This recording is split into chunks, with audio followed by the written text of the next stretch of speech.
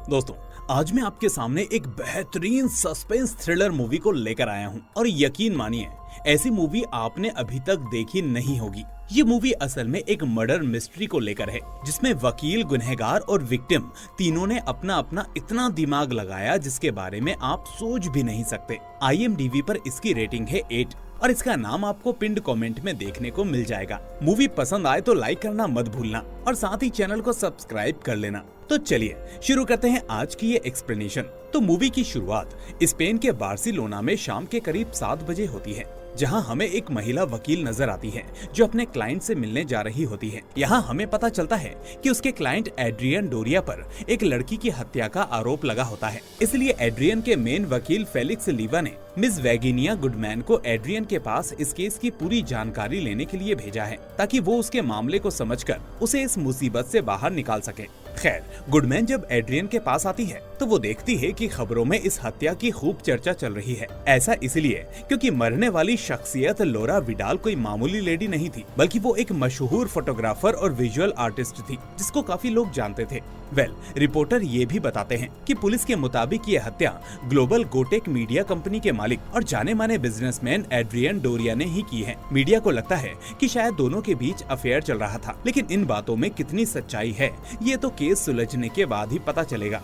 खैर, अब हम देखते हैं कि यहाँ एड्रियन तैयार होकर वैगिनिया से मिलता है। हालांकि वो इसके लिए तैयार नहीं होता, क्योंकि उसकी मीटिंग असल में कुछ घंटों बाद के लिए तय थी। और हालांकि वैगिनिया को भी कोई जल्दबाजी पसंद नहीं होती, लेकिन अभी हालात ही कुछ ऐसे होते हैं कि उसे 3 घंटे पहले आना पड़ता है। वो कहती है कि उसके पास अदालत में एक सोर्स होता है जिसने बताया है कि प्रोसिक्यूटर को एक महत्वपूर्ण गवाह मिल चुका है जो पूरे मामले को पलट सकता है। वो कहती है कि फिलहाल हमें उस गवाह का नाम और पता मालूम नहीं है, लेकिन हमारी कोशिश जारी है। वो बताती है कि गवाही सुनने के बाद जज आज रात आपका बयान लेने वाले हैं। ऐसे में मैं आपकी तभी मदद कर पाऊंगी जब मुझे इस केस की हर छोटी छोटी बातें पता होंगी। अब वैसे तो एड्रियन ने पहले ही अपने वकील फेलिक्स लेवा को सब कुछ बता दिया था, लेकिन वैगिनिया कहती है कि वो सब तो मैं पहले ही पढ़ चुकी हूँ और उसमें खामियां ही खामियां हैं जो प्रोसिक्यूटर के सवाल पूछते ही ताश के पत्तों की तरह बिखर जाएंगी। इसलिए पहले उसे उन खामियों को दूर करना होगा।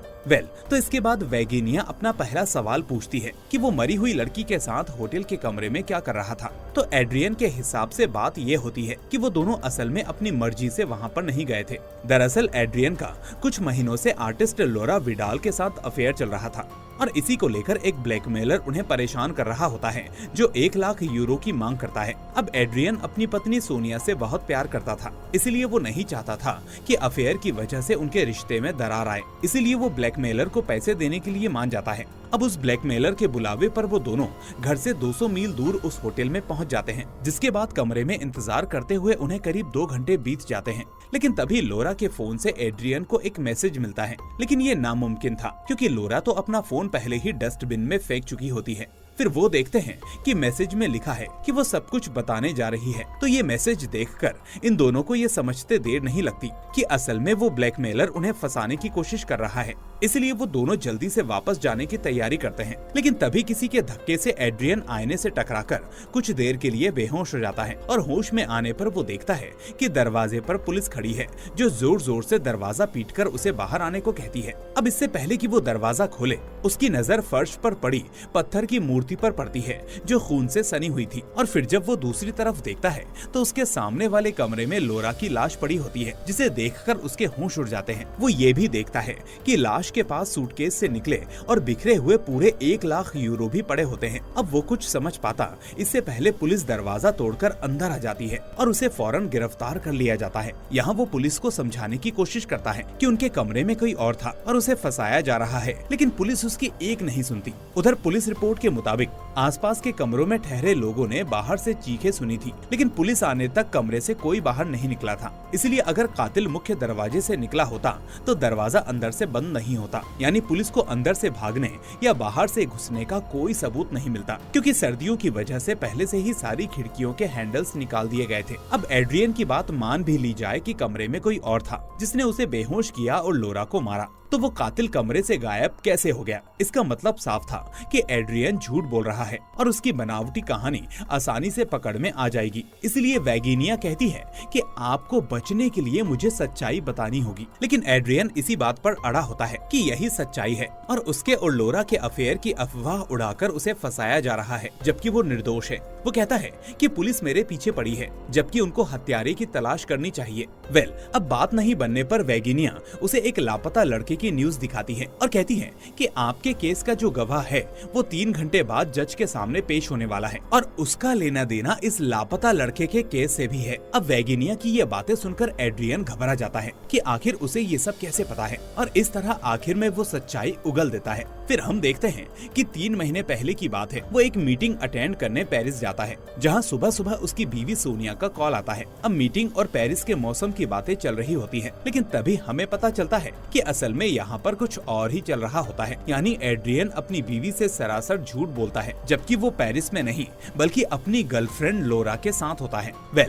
इसके बाद दोनों घर जाने के लिए निकल जाते हैं और एक दूसरे से प्यार भरी बातें कर रहे होते हैं कि तभी अचानक उनकी कार के सामने एक हिरण आ जाता है। अब हिरण बचाने की कोशिश में उनकी कार सामने से आ रही एक गाड़ी से टकरा जाती है। गनीमत होती है कि उन्हें कुछ नहीं होता, लेकिन जिस गाड़ी से उनकी टक्कर हुई थी उसमें एक जवान लड़का होता है, जिसकी इस एक्सीडेंट के चलते हालत खराब हो जाती है और वो सीरियसली इंजर्ड हो जाता है। फिर ये दोनों उसके पास जाकर उसकी नब्ज चेक करते हैं और नब्ज चेक करने पर उन्हें पता चलता है कि वो लड़का तो असल में मर चुका होता है। अब अगले ही पल एड्रियन पुलिस को इन्फॉर्म करने के लिए फोन करता है, लेकिन ये देखकर लोरा उसे रोक देती है। उसका कहना होता है कि लड़का उनकी गलती से मरा है, इसलिए वो दोनों इसमें बुरे फंस सकते हैं और साथ ही उनके अफेयर का पर्दाफाश भी हो सकता है, जो वो बिल्कुल नहीं चाहती। असल में लोरा का पति ब्रूनो एक बैंक में जॉब करता है और ये सब पता चलने पर उसका तलाक हो सकता है और इधर एड्रियन भी अपनी पत्नी सोनिया से प्यार करता है, जिसके अफेयर का पता चलने पर दोनों परिवार तबाह हो सकते थे। इसलिए वो लोरा की बात मान लेता है और फिर ये दोनों यहाँ से भागने के लिए तुरंत कार में बैठ जाते हैं, लेकिन तभी इनकी गाड़ी स्टार्ट नहीं होती, क्योंकि शायद एक्सीडेंट की वजह से उसमें कोई खराबी आ गई होती है। और तभी इन्हें दूर से एक गाड़ी अपनी तरफ आती हुई दिखाई देती है, जिसे देखकर ये फौरन बाहर निकलते हैं और लोरा बॉडी को छुपाने में लग जाती है और ऐसे रिएक्ट करती है जैसे वो एक्सीडेंट वाली कार उसी की है और वो ये भी दिखाती है कि जैसे वो इंश्योरेंस डिटेल्स भर रही है।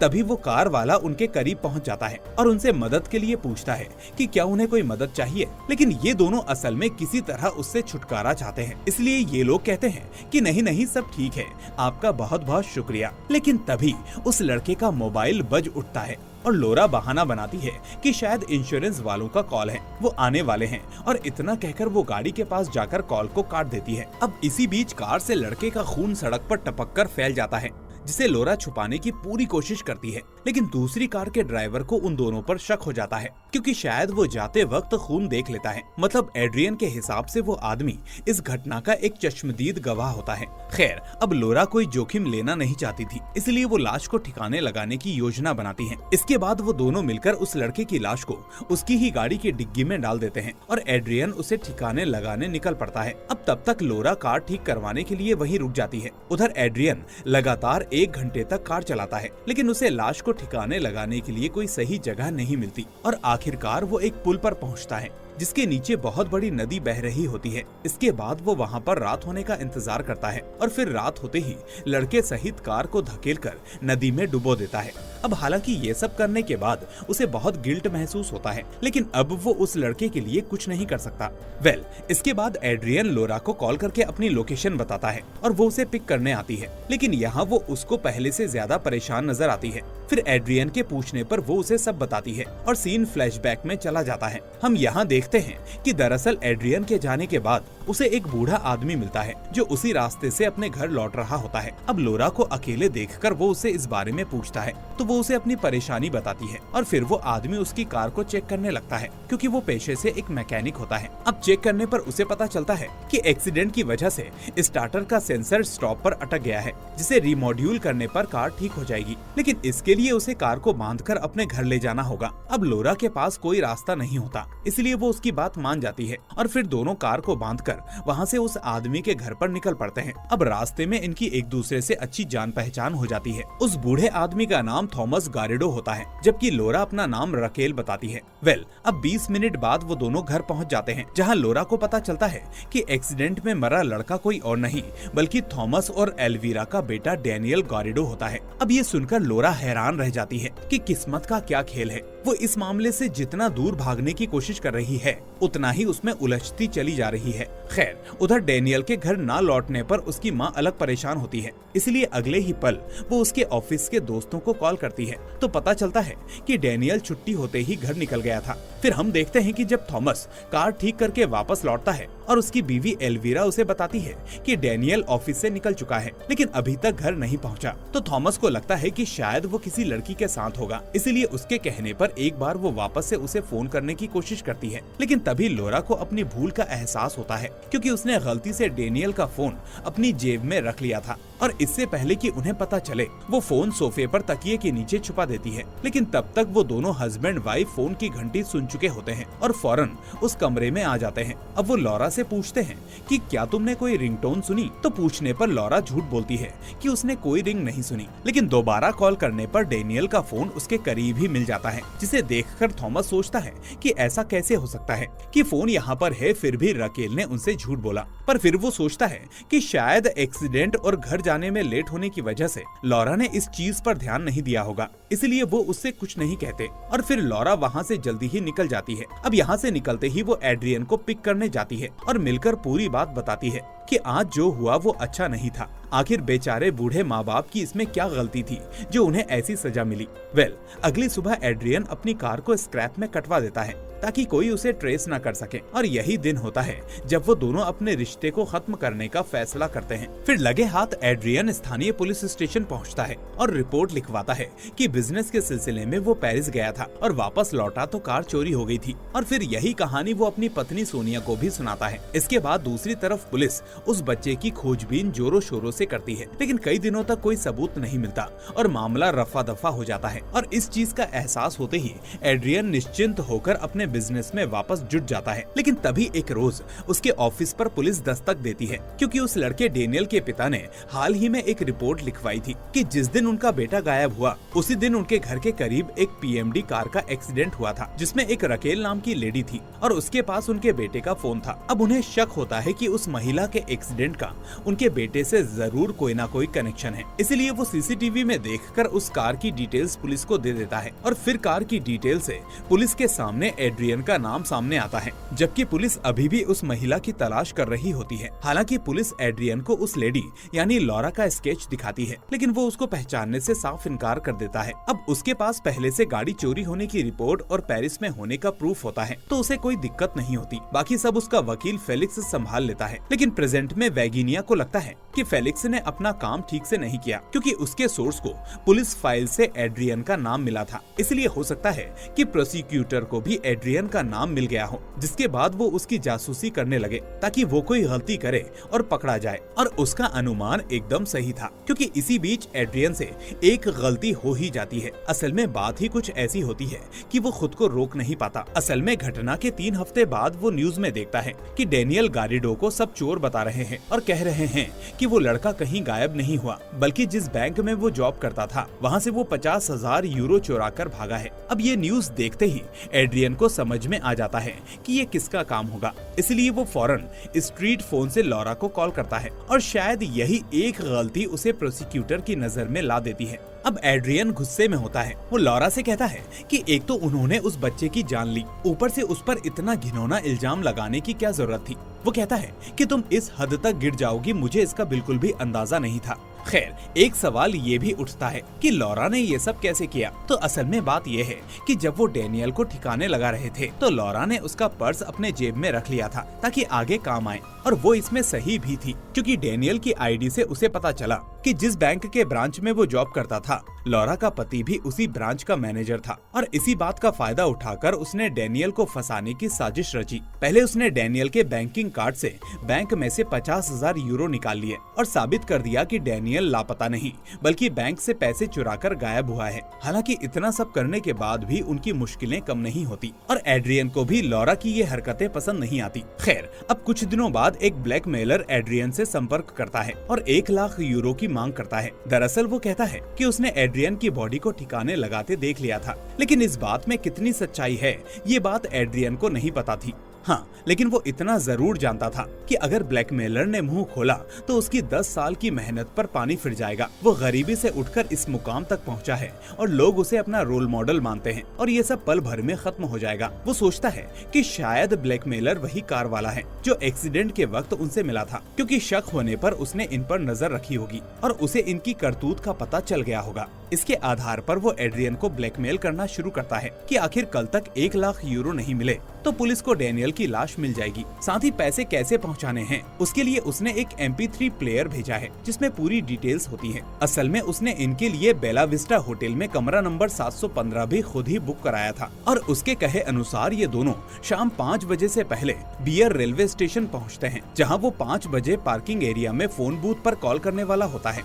अब ठीक 5 बजे फोन बूथ की घंटी बजती है जिस पर वही ब्लैकमेलर का फोन होता है। अब वो ट्रेन में बैठने से पहले लॉरा से उसका फोन डस्टबिन में डालने को कहता है, पर ना चाहते हुए भी लॉरा अपना फोन डस्टबिन में डाल देती है। हालांकि उनके पास एक प्राइवेट फोन अभी भी होता है जिसे वो सिर्फ एड्रियन से बात करने के लिए इस्तेमाल करती है। अब बेला विस्टा होटल पहुंचने पर पता चलता है कि कमरा नंबर 715 एड्रियन के नाम पर बुक होता है और फिर ये 2 घंटे तक कमरे में ब्लैकमेलर का इंतजार करते हैं। लेकिन तभी एड्रियन को लॉरा के फोन पर एक मैसेज मिलता है जिसमें लिखा होता है कि मैं सब कुछ बताने जा रही हूँ। यानी ब्लैकमेलर ने डस्टबिन से फोन निकालकर मैसेज किया होगा और इसके बाद किसी के धक्के से एड्रियन बेहोश हो जाता है और सारी घटनाएं घटती हैं। अब एड्रियन को उस कार वाले पर पूरा शक होता है कि उसने ही ब्लैकमेल किया और लॉरा को मारा होगा। लेकिन ये सुनकर वैगिनिया कहती है कि ये कैसे पॉसिबल हो सकता है, क्योंकि अगर उसे पैसे चाहिए थे तो वो लॉरा की जान क्यों लेगा, और पैसे भी वही बिखरे पड़े थे जिन्हें वो लेकर नहीं गया। यानी इसका मतलब उनकी कहानी पूरी तरह से खोखली है। इसीलिए वो कहती है कि इससे बेहतर होता कि आप डैनियल के पिता के इर्द गिर्द कहानी बुनते तो बात समझने लायक होती। वो कहती है कि क्राइम सीन के मुताबिक मर्डर बदले की भावना से हुआ, न कि पैसे के लिए, और इसीलिए इसके पीछे की वजह डैनियल के पिता हो सकते हैं जिनके बेटे को न्याय नहीं मिला। इसलिए इन्होंने एड्रियन को ब्लैकमेल करना शुरू किया और फिर बेला विस्टा होटल में बुलाकर लॉरा को मारा और एड्रियन को फंसा दिया। वो कहती है कि एक बार को ये कहानी जूरी मेंबर्स को सच्ची लग सकती है, क्योंकि उस घटना के बाद पूरे देश में हर कोई यही सोचता है कि एड्रियन एक खूनी है। यहाँ तक कि उसके दोस्त, बिजनेस पार्टनर्स और उसकी वाइफ भी। यानी थॉमस ने उसे न सिर्फ लॉरा का खूनी बनाया बल्कि उसकी कंपनी और जिंदगी दोनों को बर्बाद कर दिया। ये डिफेंस सुनकर एड्रियन की खुशी का ठिकाना नहीं रहता और उसे अब आखिर में फेलिक्स की बातों पर यकीन हो जाता है कि वैगिनिया गुडमैन गवाह को तैयार करने में सबसे बेहतरीन वकील है। लेकिन अभी भी उसके मन में एक सवाल खटक रहा होता है कि आखिर वो कैसे साबित करे कि थॉमस कमरे में घुसा था जब पुलिस को अंदर किसी के घुसने का कोई सबूत नहीं मिला था। लेकिन तभी वैगिनिया बताती है कि वो इस मामले का हल पहले से ही साथ लाई है। वो कहती है कि जब वो केस की डिटेल्स पर काम कर रही थी तो उसे ये पता चलता है कि घर से 200 मील दूरी पर बेला विस्टा होटल में बुलाना कोई इत्तेफाक नहीं बल्कि एक साजिश थी। असल में डैनियल के पिता थॉमस की पत्नी उसी होटल में काम करती है और फिर वो दिन रात रूम नंबर 715 में घुसने और निकलने का जुगाड़ बनाती है। साथ ही वो थॉमस को खिड़की का हैंडल भी दे जाती है और इस तरह थॉमस अलमारी में जाकर छुप जाता है जबकि उसकी पत्नी बाहर से दरवाजा बंद करके चली जाती है। अब इन्हें सिर्फ सही समय का इंतजार होता है। फिर एड्रियन और लॉरा के रूम में आने के 2 घंटे बाद ही उन्हें वो मैसेज मिलता है जो थॉमस ने लॉरा के फोन से उन्हें भेजा होता है। इस मैसेज में लिखा होता है कि वो अपने अफेयर वाली बात बताने जा रही है, इसलिए अगर इस पर बात करनी है तो बेला विस्टा होटल में आकर मिलो। तो इसे पढ़कर इन्हें समझते देर नहीं लगती कि कोई उन्हें फंसाने की कोशिश कर रहा है। इसके बाद थॉमस एड्रियन को बेहोश करता है और लॉरा को मार देता है और फिर उसी वक्त रूम के बाहर से एक कपल गुजरता है जो लॉरा की चीख सुन लेता है। लेकिन इसी बीच थॉमस अपना काम जारी रखता है, यानी जिस पत्थर की मूर्ति से उसने लॉरा को मारा था वो उस पर एड्रियन की उंगलियों के निशान लगाकर वापस रख देता है। और इतना ही नहीं, वो लॉरा का फोन भी वैसा ही छोड़ देता है ताकि मैसेज पढ़ते ही पुलिस सब समझ जाए। लेकिन तभी मुख्य दरवाजे पर दस्तक होती है और बाहर 3 लोग होते हैं, जिस वजह से थॉमस वहां से बाहर नहीं निकल पाता। इसलिए वो फौरन प्लान बी का इस्तेमाल करता है और अपनी पत्नी के दिए हुए खिड़की के हैंडल की मदद से उस जगह से निकलकर बाहर चला जाता है। तो इस तरह वैगिनिया उसे थॉमस को फंसाने की पूरी कहानी सुना देती है। खैर, तभी वैगिनिया को अपने एक सोर्स से पता चलता है कि कोर्ट में उसके खिलाफ गवाही देने वाला कोई और नहीं बल्कि वही कार वाला होता है। मतलब एड्रियन को सजा मिलना तय हो जाता है। लेकिन वैगिनिया के पास इस मसले का भी हल होता है। वो कहती है कि अगर वो साबित कर दे कि उस दिन एड्रियन लॉरा के साथ नहीं बल्कि पेरिस में था, जैसा कि पहले फेलिक्स प्रूफ कर चुका है, तो बात बन सकती है। यानी इस तरह से अब बस उन्हें ये साबित करना है कि उस दिन लॉरा केबिन में अकेली थी। फिर वेगिनिया कहती है कि हम ऐसे कहानी बना सकते हैं कि लॉरा ने केबिन अपने नाम पर बुक किया था और लौटते वक्त एक्सीडेंट में वो कार में अकेली होती है। इसी बीच उसने डैनियल को टक्कर मारी और फिर उसकी बॉडी छुपा दी और डैनियल के नाम पर बैंक से पैसे निकाले। तो इसी के जरिए वो ज्यूरी को यकीन दिलाएंगे कि एड्रियन उसका साथी नहीं बल्कि उसका अगला शिकार था, जबकि लॉरा पैसे ऐंठने वाली चालबाज औरत थी। लेकिन तभी वेगिनिया कहती है कि ये सब प्रूफ करने के लिए डैनियल की बॉडी का पता होना जरूरी है, ताकि उसके पास लॉरा का कोई पर्सनल सामान रखकर उसे फंसाया जा सके। पर एड्रियन कहता है कि ये तो ठीक है, लेकिन उस गवाह का क्या करेंगे जो मेरे खिलाफ गवाही देने वाला है। तो वेगिनिया जो बताती है उसे सुनकर एड्रियन के होश उड़ जाते हैं। असल में प्रोसिक्यूटर के पास कोई गवाह नहीं होता। ये तो वेगिनिया ने एड्रियन से सच उगलवाने के लिए कहा था, ताकि वो सच बोले और वेगिनिया उसे इस केस में बचा सके। इस तरह वेगिनिया के दिमाग को देखकर एड्रियन पूरी तरह से शॉक्ड रह जाता है कि आखिर कोई इतना चालाक कैसे हो सकता है। खैर, अब उनकी बातों से पूरी तरह से संतुष्ट होने के बाद जब एड्रियन को लगता है कि वेगिनिया उसे बचा लेगी, तो वो मैप पर एक जगह को मार्क करता है और कहता है कि मैंने इस लड़के को इस जगह पर डुबोया था। पर एक राज था जो अभी भी एड्रियन को अंदर ही अंदर खाए जा रहा था, इसलिए वो उसे वेगिनिया को बता देता है, क्योंकि उसे मालूम था कि वेगिनिया उसे हर कंडीशन में बचा ही लेगी। कि असल में ठिकाने लगाते वक्त वो लड़का जिंदा था, लेकिन वो लोग आगे इतना बढ़ चुके होते हैं कि लौटना नामुमकिन होता है।